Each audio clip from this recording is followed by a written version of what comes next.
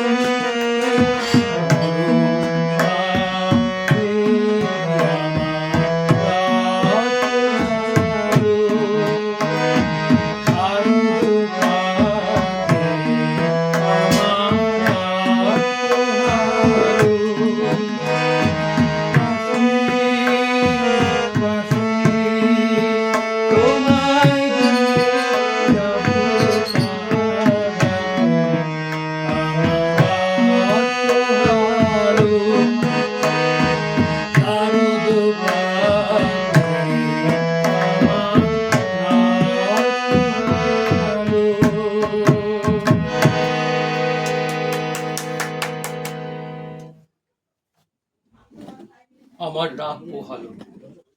রাত, এই রাত কেটে যাবে, কিন্তু যেটা কাটবে না আমাদের এই অনুষ্ঠান। আমাদের অনুষ্ঠান চলতে থাকবে, কিন্তু এই অনুষ্ঠান যেই বাড়িতে হচ্ছে, সেই সন্দর্শন পত্রিকার যে সাহিত্য বাসর, সেই সাহিত্য বাসর আমরা যার অনুপ্রেরণায় করি, তিনি হচ্ছেন ডাক্তার অরবিন্দ চক্রবর্তী। তিনি বহুদিন ধরে ডাক্তারি করছেন, হোমিওপ্যাথির ডাক্তার। কিন্তু তিনি শুধু যে ডাক্তার তার নয়, তিনি আমাদের এই অঞ্চলের যে সাহিত্য বাসর প্রতি মাসে হয়, সেটি শুরু করেছিলেন। না, আমি সব বলে দেব না, আমরা তার কাছ থেকে শুনতে থাকি তিনি কবে শুরু করেছিলেন এবং কেন শুরু করেছিলেন, সেটা আমরা তার কাছ থেকে জেনে নিই। ডাক্তার অরবিন্দ চক্রবর্তী। 1917 সালের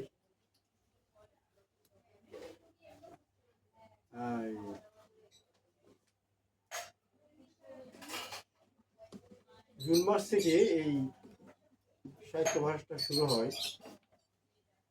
এত অঞ্চলের সাহিত্য প্রেমিকরা যাতে নিজেদের সাহিত্য চর্চা করে নিজেদেরকে আরো সামনের দিকে এগিয়ে নিয়ে যেতে পারে, কারণ এই সাহিত্য ভাষাটা শুরু হয়েছে এই উদ্দেশ্য নিয়ে। আমরা যারা এত অঞ্চলের বিভিন্ন পত্রপত্রিকার সাথে আমরা লেখাপত্র দিয়ে জড়িত আছি, গল্প, উপন্যাস, নাটক, এইসব, এবং তারপর পরে সাংস্কৃতিক চর্চা, গান, এগুলি নিয়ে যারা আমরা চর্চা করে থাকি, তাদেরকে সামনের দিকে এগিয়ে নিয়ে যাওয়ার এটা একটা প্ল্যাটফর্ম আমরা তৈরি করতে চেয়েছি। সর্বত প্রচেষ্টায় সবাইকে নিয়ে করা হচ্ছে, একক প্রচেষ্টায় কিছু হয় না। সবাই যখন সব কাজে একসাথে মিলিত হয়ে এগিয়ে যায়, তাহলে সে কাজটা সাফল্যের দিকে এগিয়ে যায়। সুতরাং আমরা গুটি গুটি করে প্রায় ৫৩তম সাহিত্য বাসরে উপস্থিত হয়েছি। সুতরাং এতে আমাদের অনেক উন্নতি হয়েছে বলে আমরা বলতে পারি, কারণ আমরা নিজেদেরকে এখানে ঝালিয়ে নিয়ে আমাদের নিজেদেরকে আপগ্রেড করার অনেক প্রচেষ্টা আমরা করেছি। এখানে একেবারে ভালো মন্দ সব কিছু খোলাখুলিভাবে আলোচনা করা হয়, যেগুলি পাঠ করা হয় সেগুলি সম্বন্ধে আলোচনা, সমালোচনা এবং সেরা বিচার করা হয়। এতে কি হয়, আমরা সচেতন হই, আমাদের লেখা সম্বন্ধে আমরা যাতে আরো এগিয়ে যেতে পারি সে প্রচেষ্টাটা আমরা করি। আপনারা শুনলেন ডাক্তারবাবুর কথা। এবার আমাদের মধ্যে রয়েছেন তিনি স্বপন সাহা। তিনি এই সাহিত্য বাসরে বহুদিন ধরে আসছেন। আমরা তাকে একটু অন্য ভূমিকা দেখব। তাকে আপনারা যেভাবে আমাদের মতো দেখতে পাচ্ছেন, সেই ড্রেস, সেই পোশাক তিনি পরেননি, কিন্তু মনের মধ্যে যে পোশাকটা পরা হচ্ছে, তিনি একজন ছড়াকার, খুব ভালো ছড়া লেখেন এবং একটি প্রকাশনী সংস্থাও আছে তার। আমরা তার কাছে শুনবো তিনি কেন এই সাহিত্য বাসরে আসেন এবং তার মুখ থেকে একটি ছড়া আমরা তার কাছ থেকে শুনবো। সুস্থ মননশীল মানুষ তৈরি করে আমাদের কাজ। কবিরা হচ্ছে আমাদের চিকিৎসক, আমি যেটুকু মনে করি তাদের দায়বদ্ধ আছে সমাজকে দেওয়ার। সেই পথ থেকে অনেকেই বিভ্রান্ত হয়ে গেছেন, দৌলতজঙ্গির মধ্যে চলে গেছেন, কিন্তু আমি সেখানে যাইনি। তাই আমি যতটা সবাই উৎসাহ দেখতে পাই নতুন প্রজন্মকে, যাতে তারা নতুন কিছু পায়, তার জন্য ছড়া লেখি, ছড়া দিয়ে তাদের চেষ্টা করি। এই পুজো এসে গেছে, কবিতা অভিমানী, তাকে যদি কদর না করা হয় সে চলে যায়। একদিন দেখছি আমার কবিতা চলে যাচ্ছে হচ্ছে, আমি তখন তার জন্য লিখলাম আর সময় ধরাই যদি দিলে আমায় কেন ফিরে যায়, বড়াই দিয়ে মনটা যখন করে নিলি চাষ, হোম যত ছিল আমার শোকেছে তোর পায়, আয় না নিতে আমায় নিতে শ্যামল তোর ছায়, প্রথম যেদিন ঝিলিক দিয়ে এলি নয়ন পড়ে, দর্শন মিষ্টি রসর সৃষ্টি কাব্য ধারাই ঝরে। যেমন ভাবাও তেমনি ভাবি, সত্যি আসো যদি, তবে তো পার হতে পারি গহন বহনার নদী। তুই এখন বড় প্রয়োজন পত্রিকায় থাকা, হৃদয়ে মাঝের হেরিয়ে তোমায় কাব্য গাথা। অসাধারণ একটি ছড়া বললেন। আপনারা শুনতে পাচ্ছেন যে আমাদের সাহিত্য ভাষণে কি ধরনের প্রতিভা তৈরি হয়েছে। এইটা হয়েছে একমাত্র আমাদের ডাক্তার অরবিন্দ চক্রবর্তীর জন্য। তিনি আমাদের প্রতি মাসে একটা সুযোগ দেন আমাদের এখানে সাহিত্য ভাষণ করার জন্য। এবং আপনারা যারা এখানে এসে কবিতা বা ছড়া বলতে চান তারাও আসতে পারে, এবং গল্প পাঠ। এবার একটু গল্পে ফিরে যাই। আমাদের মধ্যে রয়েছেন সাহিত্যিক অরুণ কাঞ্জিলাল। তিনি কেন এই সাহিত্য ভাষণে আসেন এবং তার একটি ছোট্ট গল্প আমরা তার কাছে শুনবো। তাকে অনুরোধ করব তার গল্পটি একটু আমাদের শোনাতে। কেননা তার কাছে আমরা প্রতিদিন গল্প শুনি, প্রতি সব মাসে যে প্রোগ্রামটা হয় তার কাছে আমরা গল্প শুনি। কিন্তু আজকে তিনি এই সাহিত্য ভাষণে কেন আসেন, তাকে কে টানে, এই টানটা কোথা থেকে আসে, সেই টানটা কিভাবে হয় সেটা তিনি যেমন বলবেন, তার সঙ্গে সঙ্গে তার গল্প পাঠটা আমরা শুনবো।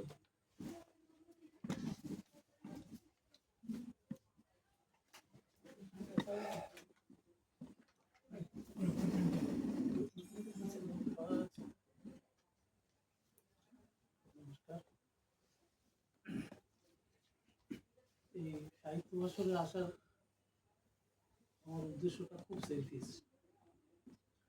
আমি অনেক গল্প লিখি এবং 2-3 দিনে একটা করে গল্প নেমে যায় আমার। অনেক দেখা তো জীবনে, সেলসে চাকরি করতাম, বিভিন্ন জায়গায় পড়তাম এবং বিভিন্ন লোকের সঙ্গে অভিজ্ঞতা এনকাউন্টার হয়েছে। যখন গল্পগুলো আসে তখন এখন অ্যাবড্রাক্টলি নামিয়ে দিই, একবারে রোদ্রে পিঠ রেখে এক কলমে গল্প নামাই। কিন্তু সবসময় একটা জিনিস খেয়াল করেছি, আমি যখন একটা গল্প লিখি আমার শ্রোতারা, যারা গল্পটা পড়বে বা যারা গল্পটা শুনবে, তাদের রেসপন্সটা কি, এটা ভীষণ জানার ইচ্ছা। এবং এই অরবিন্দবাবু যে অনুষ্ঠানটা করেন এবং সেই অনুষ্ঠানে আসার পর থেকে দেখেছি, আমি যখন গল্পটা লিখতাম একরকম হতো, এখানে এসে একজন একটা মন্তব্য করলো, আর একজন একটা মন্তব্য করলো, এই মন্তব্যটা নিয়ে বাড়ি গিয়ে আবার গল্পটা রিরাইট করি এবং তখন দেখেছি এটা অনেক সুপার হয়ে যায়, উৎকৃষ্ট হয়ে যায়। আমার এখানে আসার উদ্দেশ্যটাই। আর অরবিন্দবাবু ভালো লোক, উনি অনেক ডেভেলপমেন্টের কাজ করেন, সমাজসেবা করেন, চশমা বিতরণ করেছেন। একটা সময় আমি চশমা পাওয়া নিয়েছি এখান থেকে।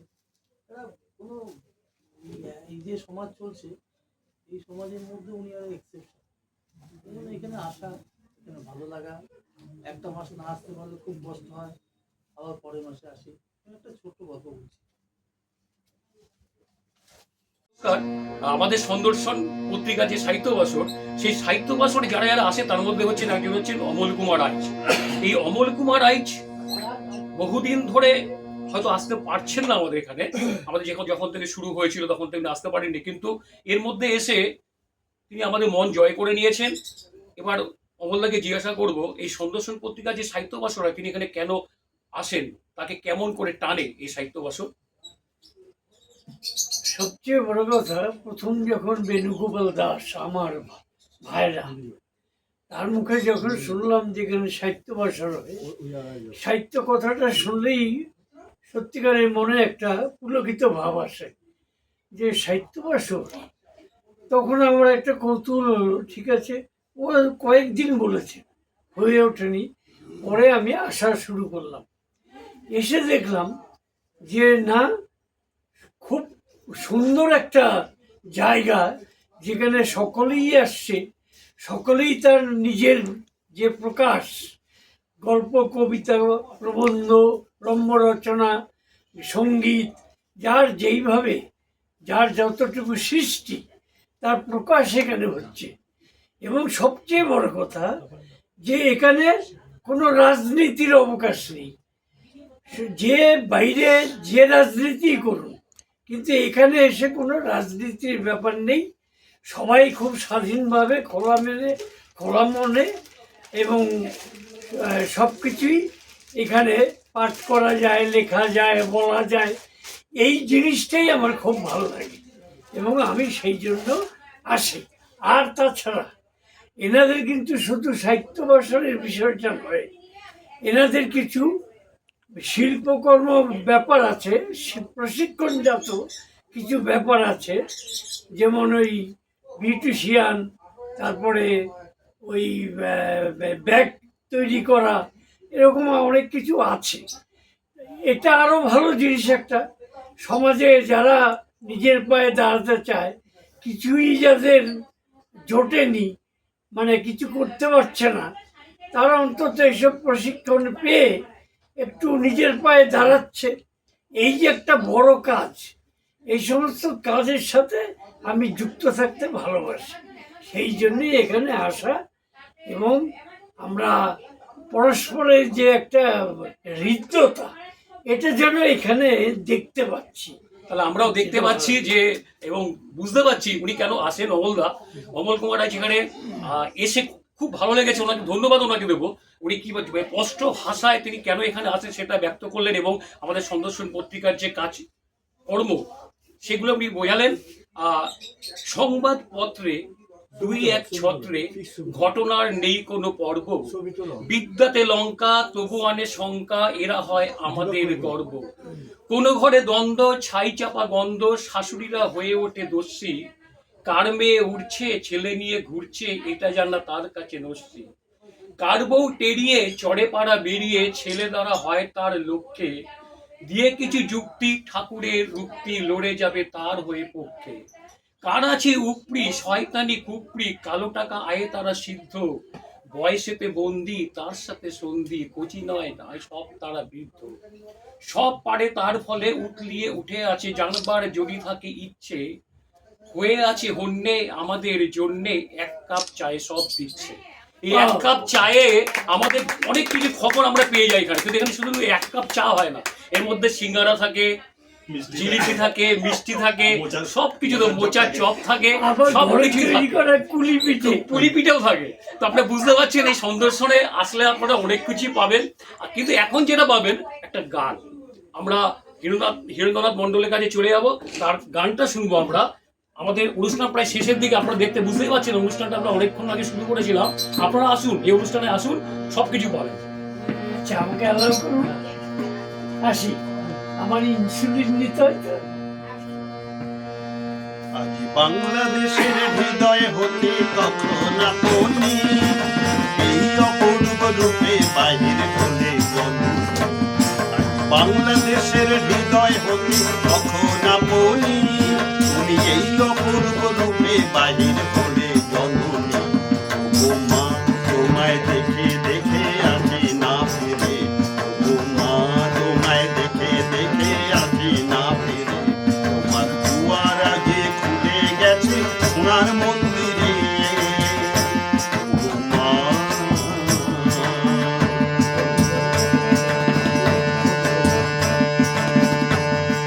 ডান হাতে তোর খড়গ জলে, বাঁ হাত করে শঙ্কা হরণ। ডান হাতে তোর খড়গ জলে, বাঁ হাত করে শঙ্কা হরণ। দুই নয়নে স্নেহের হাসি, ললাট নেত্র আগুন।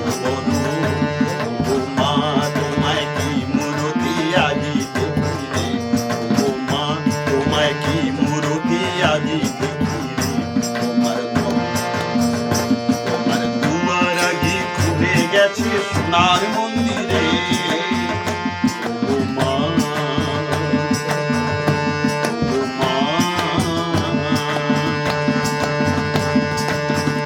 তোমার মুক্ত কেশের পুঞ্জ মেঘে লুকায় শনি, তোমার অভয় বাগে হৃদয় মাঝে হৃদয় অরুণী। মুক্ত কেশের পুঞ্জ মেঘে লুকায় শনি, তোমার অভয় বাগে হৃদয় মাঝে হৃদয় অরুণী। ও মা তোমার কি মূরতি আজি দেখি রে, তোমার দুয়ার আগে খুলে গেছে সোনার মন্দিরে, ও মা।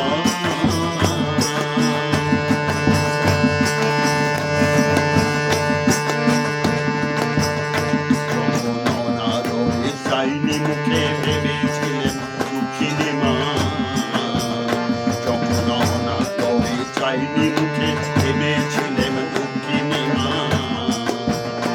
আছে ভাঙা ঘরে একলা পড়ে, আছে ভাঙা ঘরে একলা পড়ে, আছে ভাঙা ঘরে একলা পড়ে, দুঃখের বুঝি নাই তো সীমা।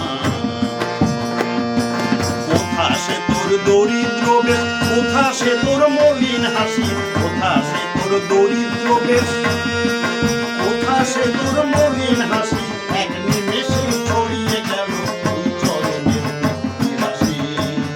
ও মা তোমার কি মূরতি আজি দেখি রে, ও মা তোমার কি মূরতি আজি দেখি রে, তোমার দুয়ার আগে খুলে গেছে সোনার মন্দিরে। ও মা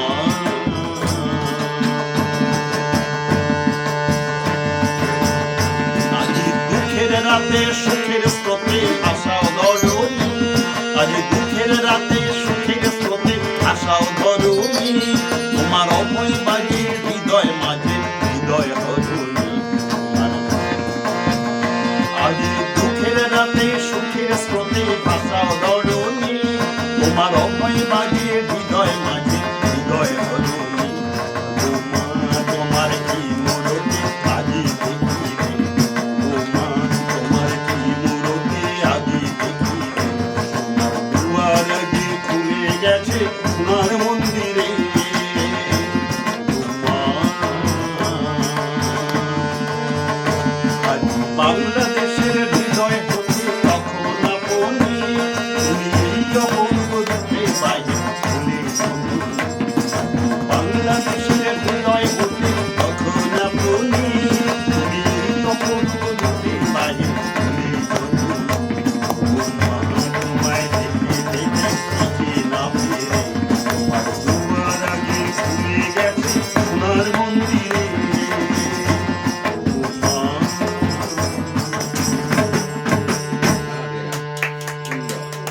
অসাধারণ একটি গানের অনুষ্ঠান আমরা শুনতে পারলাম। এবার আমাদের মধ্যে রয়েছেন অনুকূল সানা। তিনি গল্প পাঠ করেন, ছড়া পাঠ করেন, কবিতা লেখেন এবং তিনি চেষ্টা করেন সেই গল্প বা ছড়া বা কবিতাকে একটা সুন্দর জায়গায় নিয়ে যাওয়ার জন্য। এবার অনুকূলদাকে জিজ্ঞাসা করব কেন তিনি এখানে আসেন, কিসের টানে, এটা জানার জন্য খুব ইচ্ছা আমাদের। যে কোনো জায়গা তো যেতে পারতেন, সপ্তাহে একটা দিন এইভাবে নষ্ট করে তিনি আসেন কেন? অনুকূল সানা। নমস্কার, শুভ সন্ধ্যা। আমাদের এই সন্দর্শন সাহিত্য পত্রিকা এটা বহুদিন আগেই শুরু হয়েছে এবং প্রতি মাসের শেষ রবিবার ডক্টর অরবিন্দ চক্রবর্তী বাড়িতে অনুষ্ঠিত হয় নতুন পল্লীতে। আমরা 5-7 বছরের উপরে ধরে এখানে আসছি, যাওয়া আসা করছি এবং এখানে বিভিন্ন কবি, সাহিত্যিক এবং গীতিকার, গায়ক সবার সম্মিলিত চেষ্টায় এই প্রোগ্রামটা খুবই জাঁকজমকপূর্ণ হয়ে ওঠে, যার জন্যে আমরা এখানে প্রতিদিন যত দুঃখ, জ্বালা, যন্ত্রণা থাকুক না কেন, মাসের শেষ রবিবারটা আমরা সবাই এখানে মিলিত হই। বিভিন্নভাবে হাসি ঠাট্টা আনন্দের মধ্যে দিয়ে আমরা এটাকে কাটাই। আমাদের এই প্রোগ্রাম সবসময় যেন এরকম অনবদ্য থাকে এবং দীর্ঘজীবী হোক এই সন্দর্শন সাহিত্য পত্রিকার সাহিত্য বাসর, এটা আমি সবার কাছে জানাতে চাই এবং আমি আশীর্বাদ কামনা করছি এটার জন্য। তাহলে শুনলেন আমাদের অনুকূল সানা কি বলল, তিনি কেন আসেন, এই সন্দর্শনের অনুষ্ঠানে কেন আসেন, কি জন্য আসেন। একটা মাস অপেক্ষা করা সবার কাছে ভীষণ আগ্রহের বস্তু হয়ে দাঁড়ায়, কেউ যেন না থাকতে পারেন না। এছাড়া আমরা প্রতি বৃহস্পতিবার বেলঘড়িয়া কোয়ার্টারের উল্টো দিকে আমরা একটা সাহিত্যের আর বই নিয়ে একটা অনুষ্ঠান করছি, বই মেলা। সেখানেও আপনারা আসতে পারেন। সেই বই মেলাতেও আমরা বিভিন্ন বইকে আপনাদের সামনে উপস্থিত করার চেষ্টা করছি, কিন্তু তার মাঝখানে আপনাদের চাপ দেবেন না। চাপ চাপ চাপ ওরে বাপ, চাপ নিয়ে জন্ম, চাপ এসে ঘাড়ে বসে যত হও নম্র। চাপ দেয় স্কুলে দিদিমণি মাস্টার, অঙ্কের ভুল হলে উড়ে আসে ডাস্টার। চাপ দেয় বড়বাবু অফিসের আইনে, কাজ যদি পড়ে থাকে কাটা যাবে মাইনে। বাবা মার চাপ আছে দেখে আসো পাত্রী, বিয়ে থাক মাঘ মাসে যাব বরযাত্রী। চাপ দেয় বউ এসে ক্ষয় ধরা অঙ্গে, থাকবে না কোনোভাবে শাশুড়ির সঙ্গে। শেষ চাপ ডোমদের, শেষ চাপ ডোমদের, শ্মশানের চুল্লি, কার আগে কার পরে এই দেহ তুল্লি। আমাদের এইবার ভিডিওর শেষ যার কাছে যাব, তিনি বহু কাজ করেন, গাছ লাগান, গাছ বাঁচান, গাছে জল দেন এবং পরিবেশের বহু কাজ করেন, সেই শ্যামল ভট্টাচার্য, তার কাছে যাব। তিনি বেশি দিন হননি, এসছেন আমাদের এখানে এই সন্দর্শন সাহিত্য বাসরে, তবু তিনি আমাদের সঙ্গে এক হয়ে গেছেন এবং তিনি এখন বর্তমানে কাজ থেকে অবসর নিয়েছেন, কিন্তু তারপরও তিনি এই অনুষ্ঠানে কেন আসেন এটা আমরা জানার চেষ্টা করব শ্যামল ভট্টাচার্য মহাশয়ের কাছ থেকে। নমস্কার, আমি শ্যামল ভট্টাচার্য। আগে আমি থাকতাম উদয়পুরে, এখন থাকছি যতীন দাস 1 নম্বরে। তো বছর দুয়েক আগে আমি ডাক্তার অরবিন্দ চক্রবর্তীর এই আসরে আসি, সম্পূর্ণ চৌধুরী হাত ধরে। আজকে তিনি আসলেন না একটা অসুবিধার জন্য। তো এই দাদার হাত দিয়ে এসে আমি এখানটা একটা অনুপ্রেরণা পেলাম যে এখানে একটা আন্তরিকভাবে একটা সাহিত্য চর্চা হয়। আর আমার মনটা ছোটোবেলার থেকে আমি সাহিত্য চর্চার মানে অনুগ্রাহী, করি না হয়তো, কিন্তু ভালোবাসি সব। মনটা পড়ে থাকে, আমি এখানে আসতে পারি না, মনটা ছটফট করে, বিশ্বাস করবেন না, বিভিন্ন আবহাওয়ায় আমি আটকে পড়ি, শরীরটা তো ঠিক সুবিধার নেই, বা বিভিন্ন কাজে জড়িয়ে পড়ি, যার জন্য মনটা কিন্তু আমার এখানেই পড়ে থাকে। আজকে আসতে পেরে নিজেকে খুব ধন্য মনে করছি। ধন্যবাদ। তারা শুনতে পারলেন, এখানে দেখুন আমাদের সাহিত্য বাসরে আসবার প্রেরণা যার, তার হাতের খাওয়ার। আমাদের কিন্তু অনেকে আমরা আসি খাওয়ারের জন্য, কিন্তু কবিতা পাঠের জন্য অনেকে আসি না, কিন্তু ওই খাওয়ার যেখানে আছে সেখানে কিন্তু কবিরা খুব ছুটে যায়। এবং খাবারটা বানায় কে, তাকে না দেখলে তো আপনাদের হবে না। যে খাবার বানিয়ে আমাদের এই চা বিস্কুট থেকে বিভিন্ন রকম সামগ্রী, চপ থেকে শুরু করে যিনি বানিয়ে দেন, তিনি আমাদের মধ্যে এসে পড়েছেন, আমাদের ডাক্তারবাবু সহধর্মিনী। তার কাছে শুনে নেব, তিনি এই অনুষ্ঠান চালাতে গিয়ে তার কাছে বিরক্ত লাগে না? তিনি কি বিরক্ত হন না? কেমন লাগে তার, কেমন এই লাগে তার বাড়িতে যে আমরা যে প্রতি মাসে যে উৎপাদ করি, সেটা কেমন লাগে? এটা আনন্দ উপভোগ করি মাসে একটা দিন শুধু। এই যদি আরো বেশি হতো বোধহয় আরো ভালো হতো। আপনি যে নিজের হাতে সবকিছু করে আমাদের খাওয়াচ্ছেন, তাতে আপনার কষ্ট হয় না? আনন্দ পাই। আনন্দ পাই। এই আনন্দটা আপনার কোথা থেকে আসে? এই যে মানুষের সেবা, এটা মনে আসলে আনন্দ আসে। মানুষের সেবা থেকে ওনার আনন্দ আসে, তাহলে উনি সেবার মাধ্যমে আমাদেরকে এই আনন্দ দিচ্ছেন। আপনারা বুঝতে পারলেন, সেবাটাই হচ্ছে আসল। এই আমরা সন্দর্শনে যারা আসি, তার যে সেবা উনি আমাদের দেওয়ার চেষ্টা করেন, এবং আমাদের প্রতি মাসের যে খাবার দাবারগুলো উনি আমাদেরকে আমাদের সুন্দরভাবে খাইয়ে আমাদের পেট ভরিয়ে তিনি আমাদের এখান থেকে ছেড়ে দেন। আমাদের অনুষ্ঠানে প্রায় শেষ। আমি একটি করুণ কাহিনী দিয়ে আজকে ছড়ার মাধ্যমে আজকে অনুষ্ঠানটা শেষ করছি। বৌদির কথা আপনারা শুনলেন, করুণ কাহিনীটা শুনে আমাদের অনুষ্ঠান শেষ করব। তারপরে আমাদের এই ভিডিওটা আপনারা যথারীতি কিছুদিনের মধ্যে দেখতে পাবেন। দেয়াল জুড়ে টিকটিকি সব, দেয়াল জুড়ে টিকটিকি সব এদিক ওদিক ছোটে, প্রজাপতি ঢুকলে করে হিংস্র হয়ে ওঠে। ঝপাং করে ধরবে মদ, টপাং করে পোকা, যতই তারাও খাবেই তাকে বড্ড যে এক রোখা। ভয় তাকাতে সিরিজ নিয়ে ওষুধ ভরি তাতে, টিকটিকিতে খুব ঠকালো সিরিঞ্জ ঝোঁকে হাতে। নিজের তীরে ঘায়েল আমি অট্টহাসি হাসে, সকাল বিকাল দেখছি তাদের আমার আশেপাশে। জিভ ভেঙিয়ে বলছে তারা কেমন দিলাম তোকে, হাতের ব্যথায় জ্বলছি আমি দুঃখ এবং শোকে। সেদিন থেকে শিক্ষে নিয়ে শপথ নিলাম আমি, ওদের নিয়ে করব না আর একটু ফাজলামি। এই একটু ফাজলামি আমরা করছি না। আমরা এখানে সাহিত্য বাসরে সবাই আসছি, আপনারা দেখতে পাচ্ছেন। আমাদের ক্যামেরাম্যান রাজদীপ সুরকে বলবো তাদের সবাইকে দেখাতে। এখানে কিন্তু আমরা সবাই আসি প্রতি মাসের শেষ রবিবার। আপনারা যারা আসতে চান এই অনুষ্ঠানে তারা আসতে পারবেন। আমাদের রয়েছেন প্রবীর সরকার, তিনিও কিন্তু এখানে আসেন। কি কারণে তাকে শুনেনি, কারণ তার কাছে তো শোনা হয়নি, তার কাছে একটু শুনবো তিনি কি জন্য আসেন। মাসে একদিন এখানে আসি। এখানে যে ধরনের চর্চা হয় সাহিত্য, সঙ্গীত ইত্যাদি, এতে সত্যি যে মানসিক যে একটা মানে আনন্দ পাওয়া যায়, এটা ভাষায় ব্যাখ্যা করে বোঝানো যায় না। যেন সারা মাসে একবার একটু শ্বাস নিতে পারি। সারা মাস তো নানা রকম চাপে আমরা থাকি, কিন্তু এই দিনটা যেন ওই চাপগুলো কেটে যায় অনেকটা, এখানকার যা পরিবেশ তার গুণে। বাহ, দারুণ বলেছেন।